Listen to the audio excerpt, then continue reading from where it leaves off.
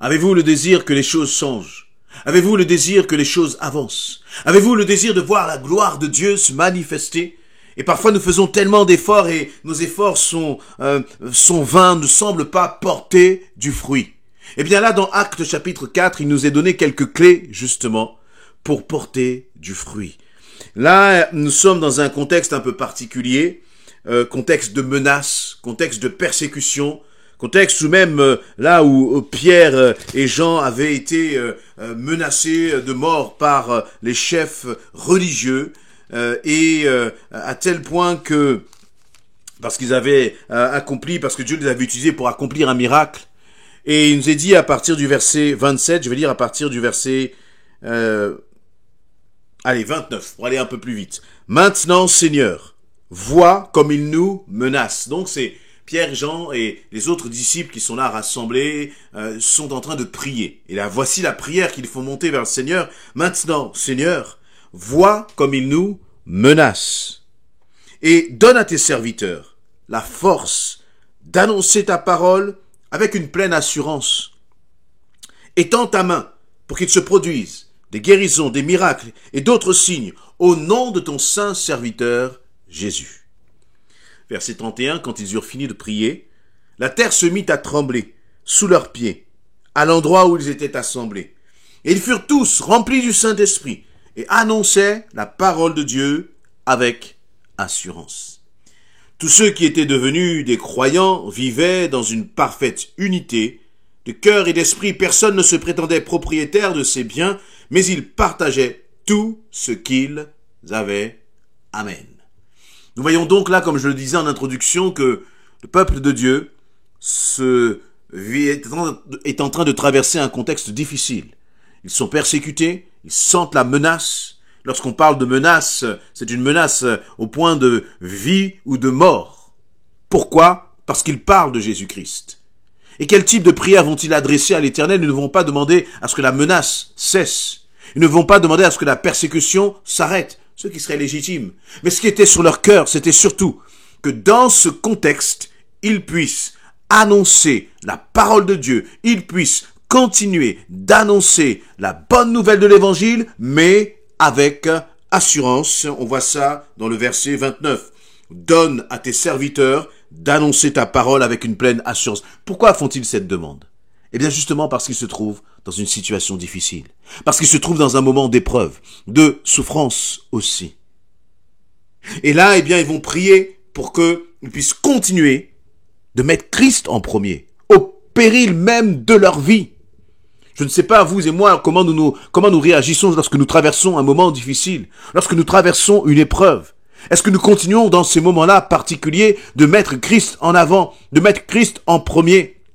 Ou est-ce que face à la souffrance, face à la menace, nos regards commencent à se tourner vers nous-mêmes et nous redevenons à nouveau comme finalement égocentriques? Tout est centré sur nous et plus centré sur Christ. Là, les disciples nous montrent, ces chrétiens-là nous montrent que eux, leur préoccupation, c'était que le message de l'évangile puisse continuer d'être répandu. Et ce qui est intéressant, c'est qu'ils ne disent pas « Seigneur, envoie » ou « Seigneur, annonce », « Seigneur, touche les cœurs, annonce l'évangile ». Non, ils vont dire « Seigneur, nous réalisons finalement que nous avons une responsabilité, mais que nous avons besoin que tu nous donnes de l'assurance. » Et c'est intéressant parce que juste, verset 31, il nous est dit « Quand ils eurent fini de prier », et là aussi, verset 30, ils vont dire « Étends ta main, Seigneur, pour qu'il se produise des guérisons, des miracles et d'autres signes. » Ils ont demandé quelque chose, et puis finalement, au verset 31, voici ce qui s'est passé. Voici quelle était la réponse du Seigneur.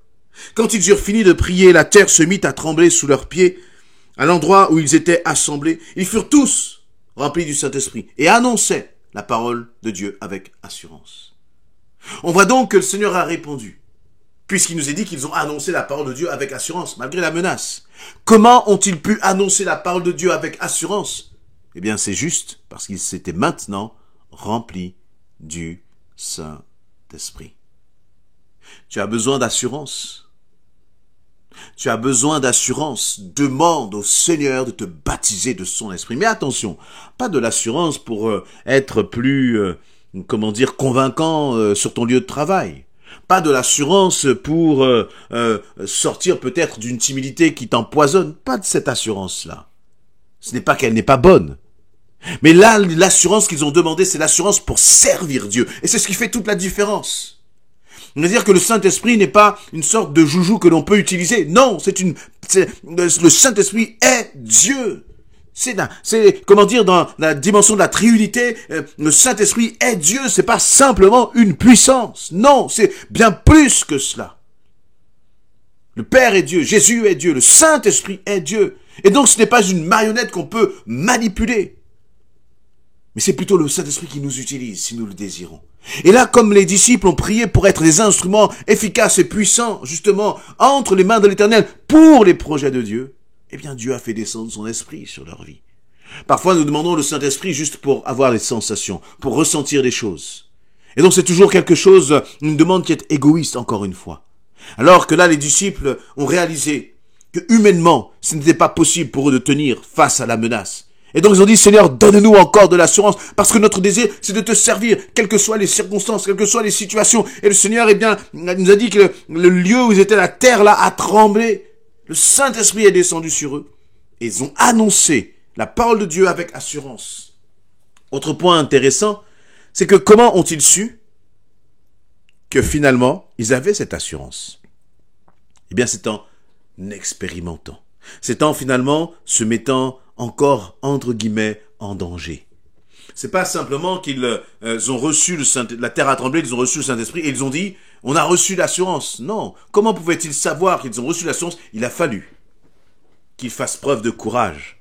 Il a fallu que dans ce climat de menace, ils sortent et continuent d'annoncer l'évangile. Et c'est lorsqu'ils ont annoncé l'évangile qu'ils se sont aperçus eux-mêmes qu'ils parlaient différemment, qu'ils avaient une assurance qu'ils n'avaient pas auparavant. Et c'est donc en agissant, en servant Dieu, qu'ils ont manifesté, qu'ils ont réalisé eux-mêmes, qu'ils annonçaient la parole de Dieu avec assurance. Et lorsqu'il nous est dit cela, on peut deviner derrière que dans cette dimension de l'assurance, il y avait des guérisons, il y avait des miracles, il y avait des prodiges. Parce que, au verset 32, il nous est dit que tous ceux qui étaient devenus des croyants, donc le fruit de cela, le fruit justement de la de leur baptême dans le Saint-Esprit, c'est qu'ils parlaient avec assurance et que comme ils parlaient avec l'assurance du Saint-Esprit, pas l'assurance d'un homme, pas l'assurance de quelqu'un qui ferait de beaux discours. Non, l'assurance que donne le Saint-Esprit, des âmes ont été touchées et sont venues à Christ et ont été sauvées.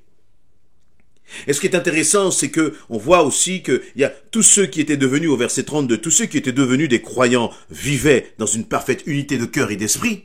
On voit donc que le peuple de Dieu qui était créé n'avait pas été créé par la chair, n'avait pas été créé par des artifices humains, n'avait pas été créé par de belles prédications fabriquées par les hommes, n'avait pas été créé par, des belles techniques et stratégies humaines. Non, c'est le Saint-Esprit qui avait touché ses cœurs. Et parce que c'est le Saint-Esprit qui avait touché ses cœurs, il nous est dit, il vivait dans une parfaite unité de cœur et d'esprit.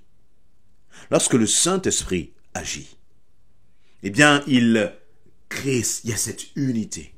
Ça ne veut pas dire qu'il n'y aura pas d'épreuves, ça ne veut pas dire qu'il n'y aura pas de difficultés, mais on voit qu'il y a une différence dans le fruit qui est porté, dans la façon dont les hommes et femmes sont touchés par le Seigneur. À tel point que, ensuite il dit, personne ne se prétendait propriétaire de ses biens, mais ils partageaient tout ce qu'ils avaient. Et là, eh bien, concrètement, on voit aussi cette dimension d'amour. Et nous est parlé là de la dimension justement de l'unité. Voyez, ils étaient dans une parfaite unité de cœur et d'esprit.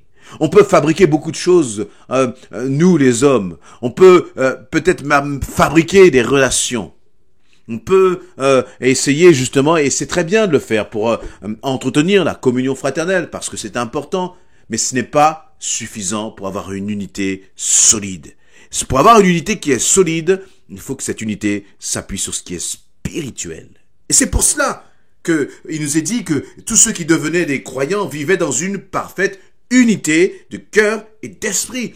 Une parfaite unité de cœur et d'esprit. D'ailleurs, ce terme parfaite unité de cœur et d'esprit, ça ne veut pas dire qu'ils n'avaient pas des différends, des malentendus, peut-être parfois certains conflits. Mais en tout cas, ils étaient capables de traverser ces conflits. Ils étaient capables de régler leurs différends. Pourquoi? Parce que c'était des hommes remplis et des femmes remplies du Saint-Esprit.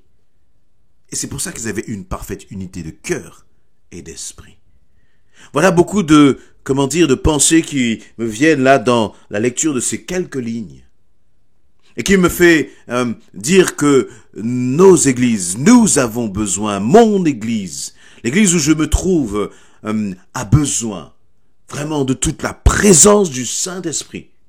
Parce que si il n'y a pas la présence du Saint-Esprit, une présence en abondance, je ne parle pas là de, entre guillemets, pour symboliser de quelques gouttes, mais vraiment l'abondance du Saint-Esprit, le fleuve du Saint-Esprit au milieu de nous et dans nos cœurs, alors nous allons construire avec des bases charnelles.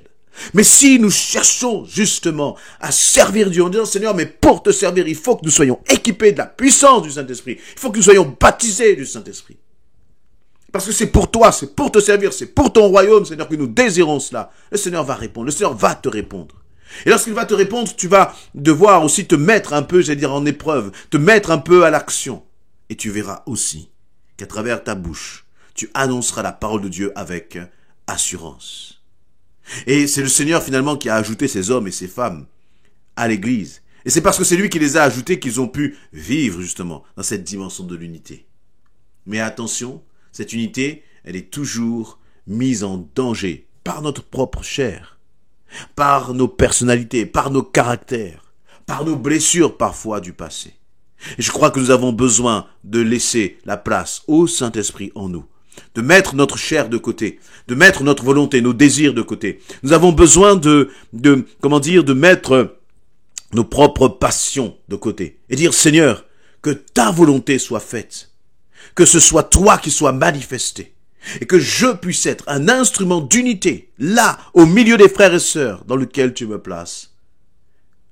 Et je crois que le Seigneur vraiment va répondre. Voilà, il y avait beaucoup de pensées à partager, mais j'espère que le Seigneur vraiment vous parle à travers cela. Non seulement vous parle, mais vous amène à poser des actes concrets pour que le royaume de Dieu ne soit pas simplement des paroles, mais qu'il puisse être quelque chose vraiment de concret dans vos vies. Amen.